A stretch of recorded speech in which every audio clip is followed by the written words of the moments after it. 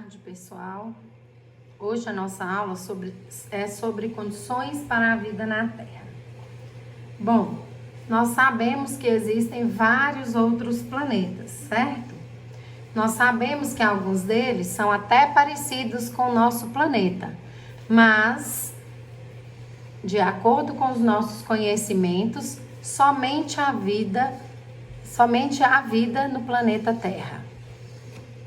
Então, até os estudos atuais, somente a Terra desenvolveu condições que proporcionaram o desenvolvimento de vida. Essas condições, elas são bem específicas e nós vamos ver elas mais lá na frente.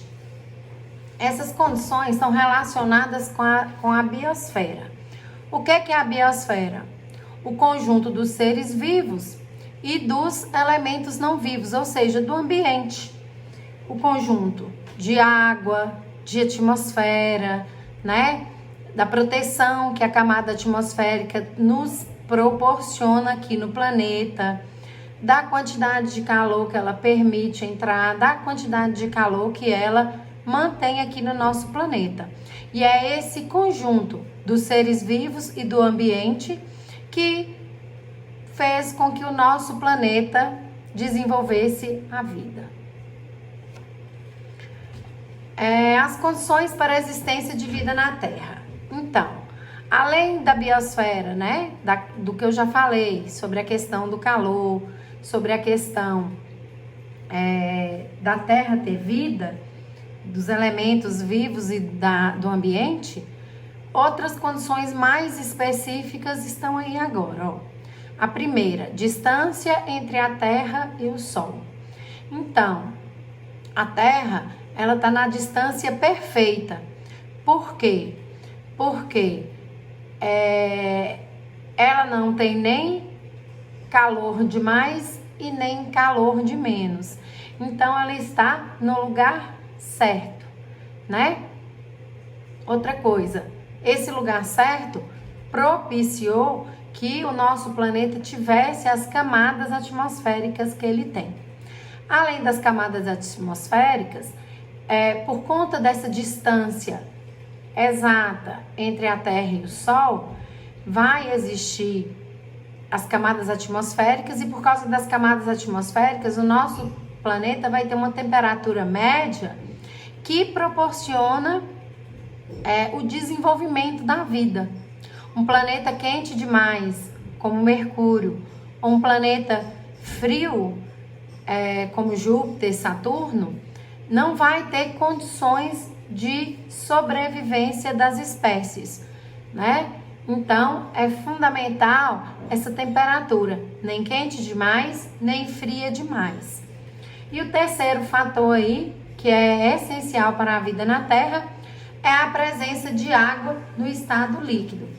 Na verdade, no nosso planeta, nós encontramos a água nos 3 estados físicos, né? Nós encontramos ela em estado líquido, nos rios, lagos, mares, poços, e nós encontramos elas também no estado sólido, nas geleiras, nos polos, nos picos das montanhas, e nós encontramos ela em estado gasoso, ou seja, misturado ao ar atmosférico. Então, toda vez que a gente respira, que a gente inspira, também entra a água junto com o ar, porque a água ela está presente no ar, no seu estado gasoso. Essa distância entre o Sol e a Terra, ela se tornou uma unidade de medida de distância. Ela é chamada de UA, unidade astronômica. A UA, como eu falei, é uma unidade de medida de distância. Então, ela também é usada na astronomia, da mesma forma que o ano-luz é usada, a UA também é utilizada. Para quê? Para medir distâncias entre os astros, porque essas distâncias são muito longas. Quando há uma distância exageradamente longa, nós vamos usar o ano-luz, porque aí nós estamos falando de aproximadamente 10 trilhões de quilômetros. Mas quando é uma distância mais curta, a gente pode usar a UA, né? Essa UA vai ser a distância que vai existir entre o Sol e a Terra. E ela é menor do que o ano-luz. Ela vai corresponder a aproximadamente 150 milhões de quilômetros. Então, ela é uma medida menor do que o ano-luz. O movimento dos planetas. O movimento dos planetas, ou de qualquer astro, né, do universo, é fundamental. Por quê? Porque é por causa dessa movimentação, muitas vezes, que os astros adquirem o seu formato circular. É por causa dessa movimentação que ele acaba tendo uma força gravitacional. Então, todos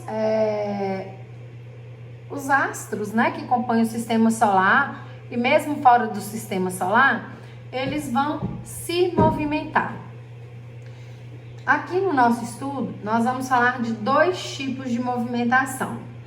A primeira é a rotação. A rotação, nós estamos usando a Terra como exemplo. Então, a rotação é o movimento que a Terra faz ao redor do seu próprio eixo. Ou seja, é quando ela roda em volta de si mesma. Esse movimento de rotação, ele tem uma duração. Ele dura aproximadamente 24 horas. E é por causa desse movimento de rotação é que nós temos os dias e as noites. Apesar da gente estar aqui sentado na sala, na sua escrivaninha, estudando, você parece que você está parado. Você está parado, mas o planeta ele está se movimentando. Só que ele é tão grande que a gente não percebe esse movimento. A gente só percebe esse movimento por causa da luz do Sol. Porque esse Sol passa uma parte do dia projetando a sua luz aonde nós estamos e depois ele fica um tempo sem projetar essa luz. Mas não foi o Sol que se movimentou. Quem se movimentou foi a gente junto com o planeta. Então, quando nós estamos recebendo a luz do Sol, que a gente chama de dia, é porque a gente está voltado para o Sol. Nós estamos de frente para o Sol. Só que aí o planeta vai girando. À medida que ele vai girando, nós começamos a ficar de costas para o Sol. Ou seja, a parte onde a gente está para de receber esses raios luminosos. Ele não recebe esses raios luminosos. E aí o que acontece? A escuridão, né? O que a gente chama de noite. Então, é a rotação que faz com que nós tenhamos os dias e a noite. Se não tivesse rotação, vamos pensar aí. E se não tivesse a rotação, o que aconteceria? De um lado do planeta estaria sempre iluminado e do outro lado do planeta estaria sempre escuro. E isso seria interessante? O que vocês acham? Não. Por quê? Porque parte do planeta ficaria vivo, né?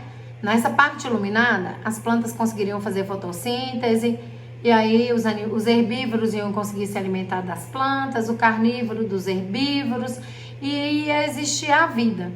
Agora, e do lado do planeta que não estaria iluminado? As plantas não iam conseguir se desenvolver, os animais não iam ter o que comer, e aí parte desse planeta seria estéril.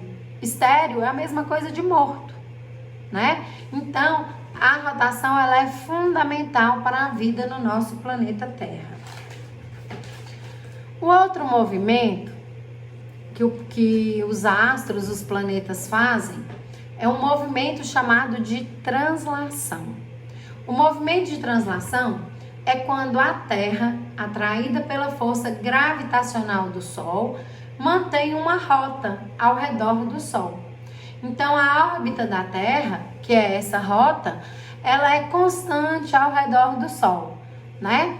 Para a Terra dar uma volta completa ao redor do Sol, demora aproximadamente 365 dias.